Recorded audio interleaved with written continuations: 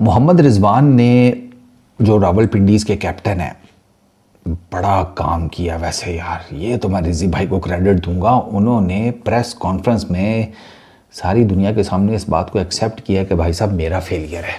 रावलपिंडीज़ की team PSL में जो अभी तक एक भी मैच नहीं जीत सकी, टूर्नामेंट से बाहर हो गई है, प्लेऑफ्स के लिए कोई चक्कर ही नहीं है।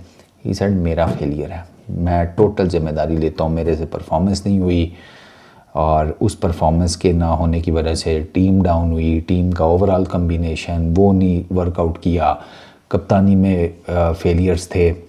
रिजवान भाई ने एक्सेप्ट कर लिया और आई एम रियली हैप्पी। बड़ी बात है यार, नॉर्मली हमारे कप्तान एक्सेप्ट नहीं करते।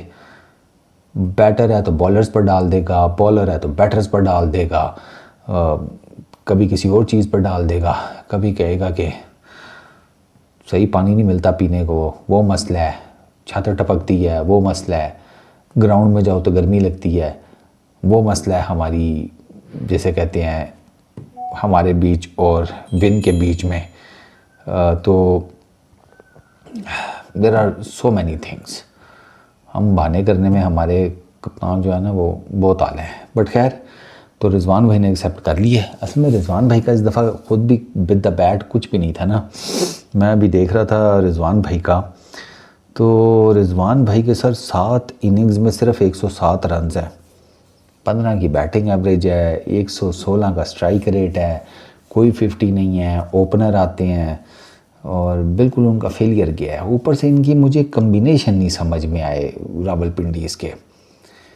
ठीक है, केजी को आपने बाहर बिठाया हुआ है जिसने रन्स किए थे, फॉरेस्टर को आपने बीच में गायब कर दिया जो कि आपके लिए परफॉर्म कर रहा था। फिर इनका नसीम शाह वाला कांड हो गया, वो बाहर, ज़मान का इशू हो गया, तो इनके इश्यूज भी हुए, इनके ओवरऑल भी प्रॉब्लम्स रहीं। स्पिनर इनका नहीं जिसे कहते हैं कोई ख़ास परफॉर्मेंस। बॉलिंग लाइनअप में they relied too much on Mohammad Aamir. वो आमिर भाई का भी इस दफ़ा आपके सामने ही है जो हिसाब किताब था। तो इनके लिए ना बहुत मसाइल रहे हैं, बहुत मसाइल। अब जब इतने मसाइल हों तो फिर मुश्किल हो जाता है। कप्तान ख़ुद भी परफॉर्म ना कर रहा हो और जैसे कहते हैं कि उसके जो नीचे आने वाले हैं उसमें से भी बेटर परफॉर्मेंसेस ना आए। अब डैरिल मिचेल से बड़ी परफॉर्मेंसेस की उम्मीद थी, सैम बिलिंग से थी, कोई चक्कर ही नहीं है, कुछ नहीं बन सका। और यासिर जो थे वो पूरे 2 मैचेस में सिर्फ चले हैं, उसके अलावा वो भी कोई नहीं। तो इनकी अब रिजवान भाई का आप चेक करें, बैटिंग, बॉलिंग और फील्डिंग ना ही पूछें। आज तो हद हुई है यार, लोलो पोपो कैचेस ड्रॉप किए हैं इन्होंने। बिलिंग्स को विकेट कीपिंग देना मुझे नहीं समझ आई क्यों। बिलिंग ने स्टंप मिस किया फारूक का, वो मार गया। बिलिंग ने फ़खर का कैच ड्रॉप किया, वो मार गया। और 2 ही टोटल इनिंग्स हैं लाहौर के अगेंस्ट।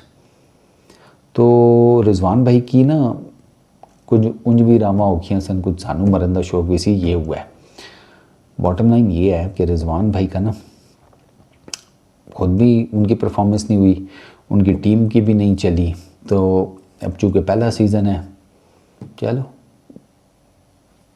हो सकता है अभी कम्बिनेशंस बनाने में, समझने में थोड़ा टाइम लग जाए। मैनेजमेंट भी नहीं है। रिजवान भाई की कप्तानी मुझे फ़िलहाल तो जाते हुए कहीं नहीं नज़र आ रही। मुझे लगता है कि शायद उनको एक आधा सीज़न और मिल जाए। हालांकि रिजवान भाई का पिछला सीज़न विद मुल्तान सुल्तान भी फेलियर रहा है यार। रिजवान भाई के मेरा ख्याल है कि 18 तो पीएसएल के मैचेस हो गए हैं और पिछले सीज़न के और इस सीज़न के मिलाकर 1 विन है टोटल। 18 टोटल मैचेस हैं, 17 वो हारे हैं एज कैप्टन, 1 वो जीते हैं। पाकिस्तान वाले भी मिला लूँ तो मेरा ख्याल है कोई 21-22 मैचेस होंगे और उसमें से भी रेशो यही है, 1 विन है, बाकी सब लर्न है। ये चल रहा है, क्या करें यार। कुछ अपनी गलतियाँ भी है ना, जैसे केजी को बाहर निकालने की नहीं मुझे समझ में आई थी। ठीक है, और अगर आपको ऊपर प्रॉब्लम चल रहा था, मतलब उस्मान ख्वाजा से क्या आपने ओपनिंग कराना था, आपको पहले शाहजेब को ले आना चाहिए था। उसको थोड़ा सा कोई रन मिलता ना तो देयर वाज अ चांस कि वो लड़का कुछ कर लेता। But I guess it's now too late to talk about it. अब तो पानी सर से गुजर गया। अब अगले सीज़न की तैयारी करें। इस वीडियो में इतनी। Peace out.